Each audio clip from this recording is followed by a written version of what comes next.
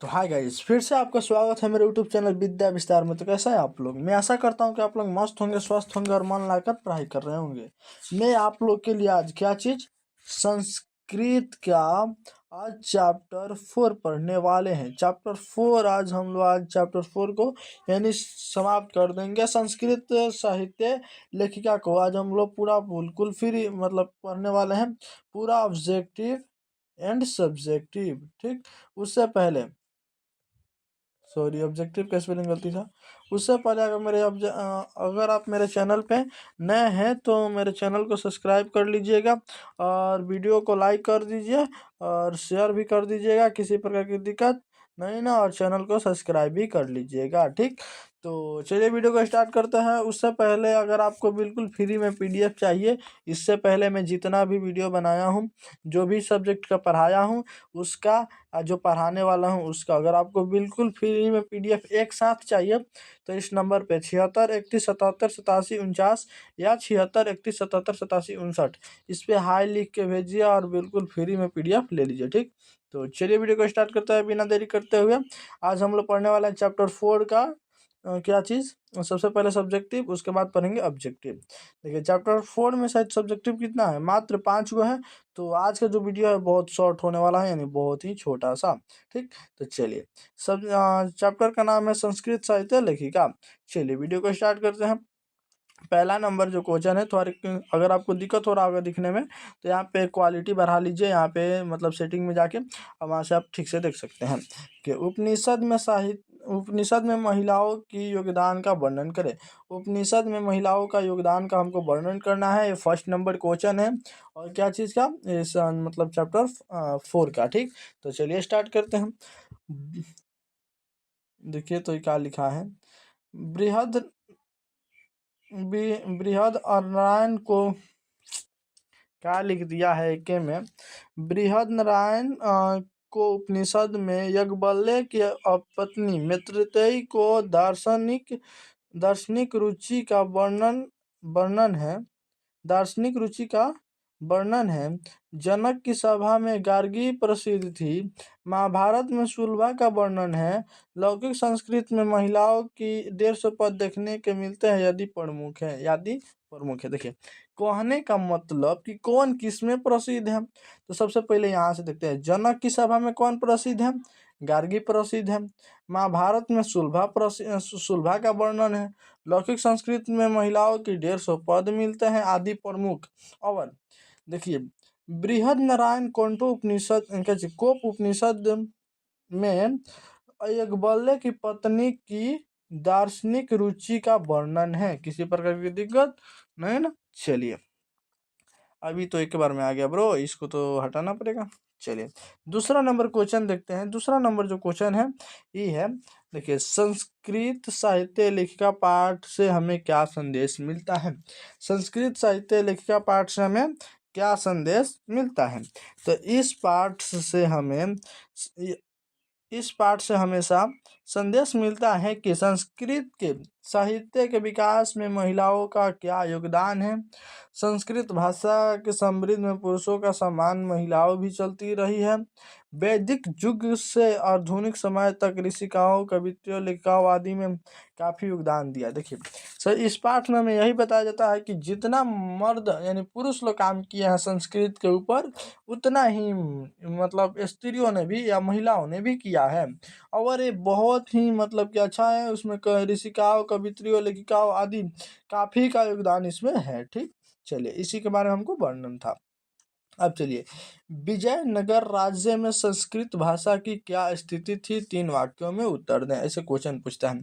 तो विजयनगर में सम्राट संस्कृत भाषा के संरक्षण के लिए किए गए प्रयास बहुत ही सराहनीय है, मतलब कि बहुत ही अच्छा है, उसको सराहा जा रहा है।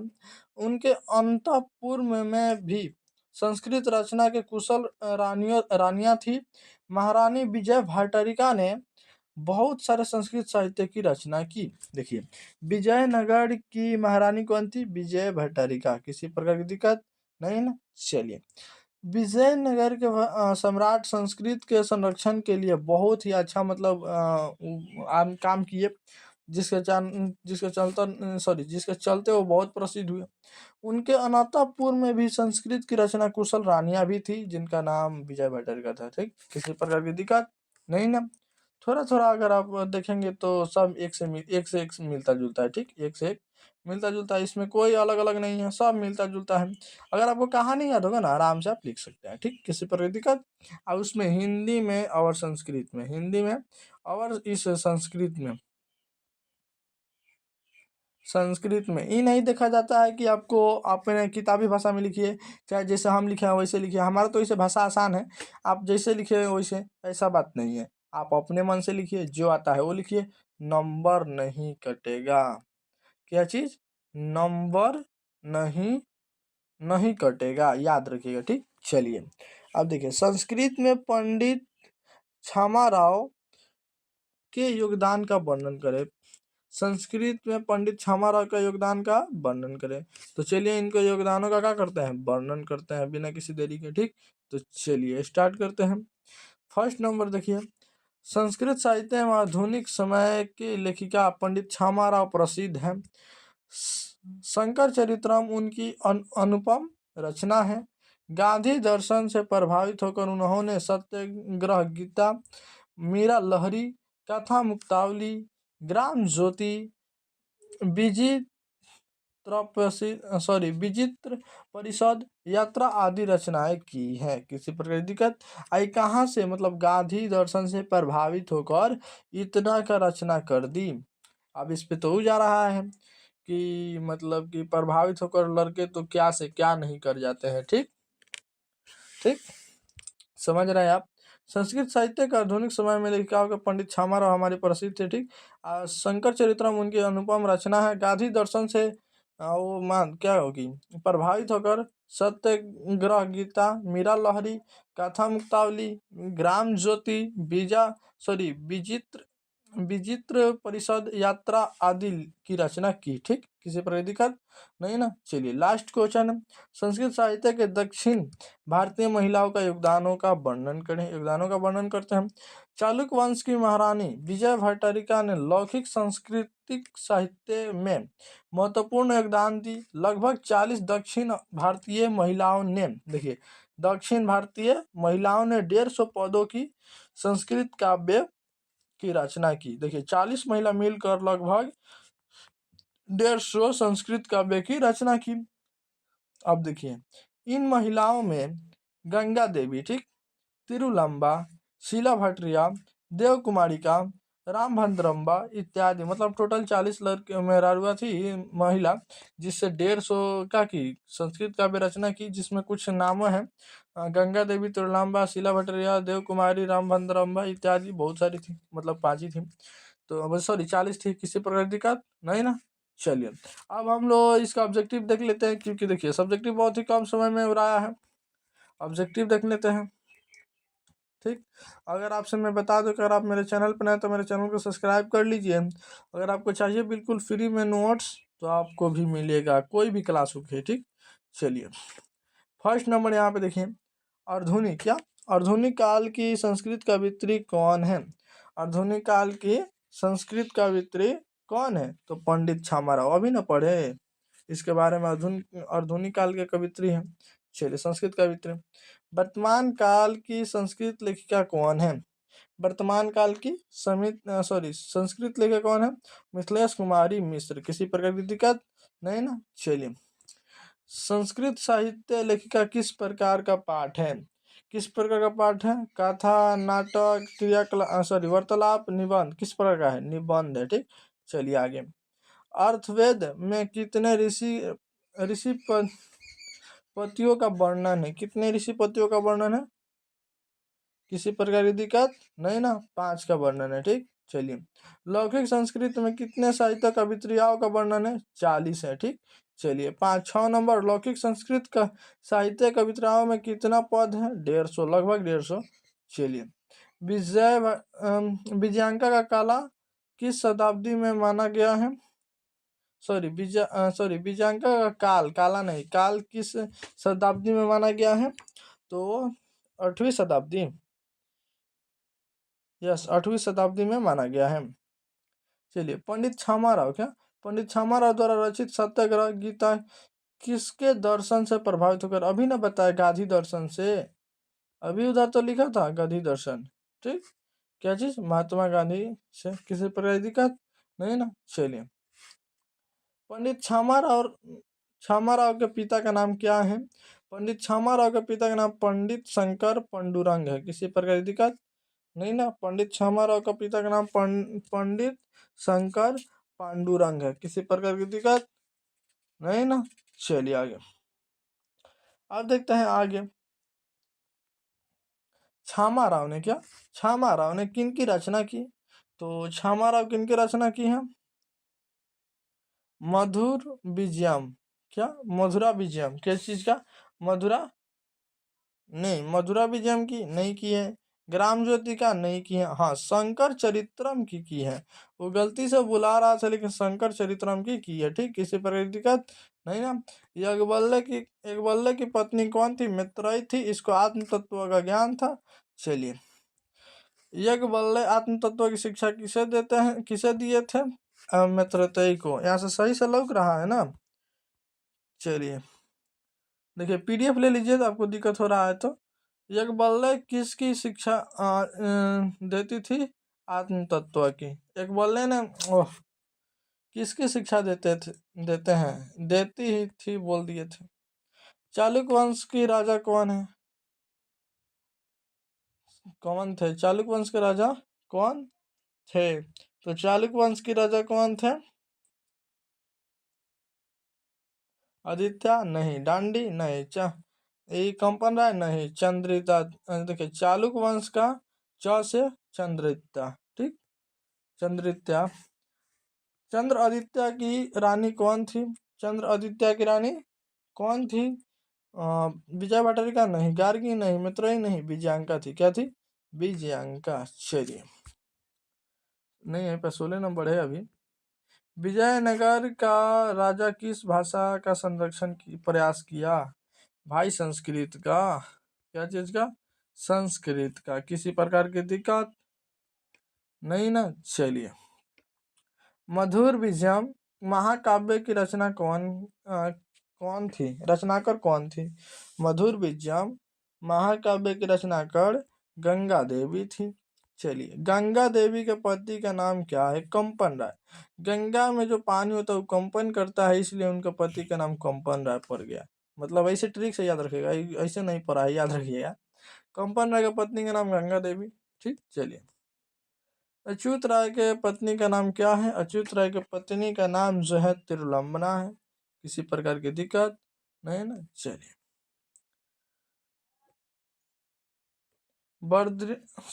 बरदम्बिका का परिणय नामक चप्पू काव्य कौन है, क्या, वार्दिम्बिका परिणय नामक चंबू काव्य कौन है, तिरुलंबना, किसी पर दिक्कत नहीं ना। चलिए, आधुनिक काल की संस्कृत लेखिकाओं में कौन अत्यंत प्रसिद्ध है, अति प्रसिद्ध यानी सबसे ज्यादा कौन प्रसिद्ध है, छामाराव प्रसिद्ध है, ठीक। चलिए, वर्णमाला भावलकर किस काल के संस्कृत कवित्री थी, तो वर्तमान काल की संस्कृत काव्य थी। चलिए, विजय भट्टारिका किसकी पत्नी थी, वो चंद्र आदित्य की पत्नी थी, चंद्र आदित्य, किसी पर दिक्कत नहीं ना। चलिए, ऋग्वेद में मंत्र दर्शावती ऋषिकाओं का उल्लेख है, कितने ऋषिकाओं का, 24 ऋषिकाओं का। चलिए, महाभारत में किस लेखिका का उल्लेख मिलता है, भाई सुलभा का, ठीक। चलिए, गंगा देवी का समय था 8वीं सदी। चलिए, नहीं सॉरी, गंगा देवी का 14वीं सदी था, विजय भट्टारिका का वो, गंगा देवी का 14वीं सदी था, ठीक, गलती से कहा गया। समाज की गाड़ी किससे चलती है, पुरुष और नारियों से, ठीक। सभी भाषाओं के सत्य में कौन तत्पर है, सभी भाषाओं के कौन तत्पर है, संस्कृत सॉरी स्त्रियां तत्पर है, ठीक। चलिए, मित्रतेय किनकी पत्नी थी? यज्ञवल्क्य की। चलिए, विजयांका किस वर्ण की थी? वर्ण यानी किस रंग की थी? श्याम वर्ण यानी काला रंग। ठीक, याद रखिएगा, श्याम वर्ण यानी काला रंग की थी विजय भटरिका। नीलोपलतल श्यामा किसे कहा गया है? नीलोपलतल श्यामा किसे कहा गया है? विजयांका को। किसी प्रकार की दिक्कत नहीं। देखिए, नीलोपलतल श्यामा dash dash Saraswati dash dash Saraswati श्लोक क्या लिखा गया है? श्लोक कहाँ से लिया गया है? नीलोपलतल श्यामा डैश डैश सरस्वती कहाँ से श्लोक लिया गया है? तो संस्कृत साहित्य लेखिका से। किसी प्रकार की दिक्कत नहीं ना। लौकिक संस्कृत में प्रथम कवित्री कौन थी? कौन थी प्रथम कवित्री?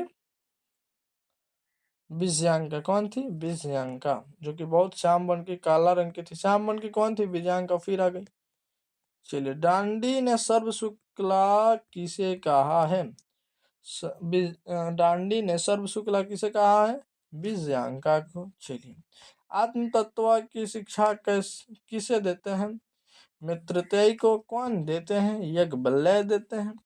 दर्शन रूप में कौन वर्णित है? दार्शनिक रूप में कौन वर्णित है? कौन वर्णित है? मित्रतेय। किसी प्रकार की दिक्कत नहीं ना। चलिए, गार्गी किनके सभा में विदुषी थी? गार्गी जनक के सभा में विदुषी थी। गंगा देवी किस महाकाव्य की रचना की है? गंगा देवी किस महाकाव्य की रचना की है? मधुरा विजयम। किसी पर दिक्कत? अच्युत राय का राजा कौन? अच्युत राय कहाँ का राजा थे? अच्युत राय काशी का नहीं, दरभंगा का नहीं। चलिए, आगे दो ऑप्शन होगा, उसमें देखते हैं। क्या अच्युत राजा चित्तौड़ के नहीं, सॉरी, चित्तौड़गढ़ के नहीं, विजयनगर का? यस, विजयनगर का थे। चलिए, अच्युत राय का काल क्या था? अच्युत राय का क्या? षोडश शतक। क्या? षोडश शतक यानी 16 को कहा जाता है। ठीक, चलिए, ऋग्वेद में कितनी महिलाओं ऋषिकाओं का वर्णन है? ऋग्वेद में 24 महिलाओं का वर्णन है। किसी पर दिक्कत? शंकर चरित्र के रचनाकार कौन है? पंडित छामाराव। ठीक, चलिए आगे। सर्व शुक्ला सरस्वती किसकी युक्ति है? किसने कहा सर्व शुक्ला सरस्वती? डांडी ने कहा। चलिए, जनक की सभा शास्त्र कुशल कौन थी? जनक की सभा में शास्त्र कुशल कौन थी? तो उसमें गार्गी थी। किसी प्रकार की दिक्कत नहीं ना। चलिए, दक्षिण भारतीय संस्कृत लेखिका कौन है? दक्षिण भारतीय शीला भट्टाचार्य, राम भद्रम्बा, देव कुमारी का, यानी सभी। ठीक, चलिए आगे। लौकिक संस्कृत साहित्य में लगभग कितनी कविताओं का पद मिलते हैं? कितने पद मिलते हैं? 40। मैं आपसे बता दूं कि आप वीडियो स्किप करने से पहले, अगर आपको बिल्कुल फ्री में PDF चाहिए, ठीक, इसमें 15 चैप्टर सब्जेक्टिव और ऑब्जेक्टिव है, तो आप इस नंबर पे, किस नंबर पे, यहाँ पे एक नंबर में आपको बता दूं, 76 31 77 87 49 या 76 31 77 87 59। इस पे व्हाट्सअप बनाइए, हाई लिख के भेजिए और बिल्कुल फ्री में PDF ले जाइए। ठीक, 9 to 12 किसी प्रकार की दिक्कत नहीं ना। तो मिलते हैं नेक्स्ट वीडियो में, तब तक के लिए bye. Thank you so much. और माला अगर पढ़ाई कीजिए, चैनल को सब्सक्राइब कर दीजिए। ठीक, चलिए।